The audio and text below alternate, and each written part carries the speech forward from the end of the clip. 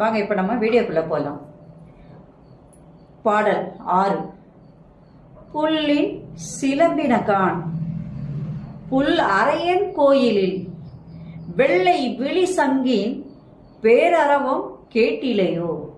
பிள்ளாய் எழுந்திராய் பேய்முளை நஞ்சுண்டு கள்ள சகலம் களகழிய காலோச்சி வெள்ளத்தரவில் துயில் அமர்ந்த வித்தனை உள்ளத்து கொண்டு முனிவர்களும் யோகிகளும் மெல்ல எழுந்து அரியென்ற பேரறவம் உள்ளம் புகுந்து புரிந்தேடோ ரெம்பாவாய்.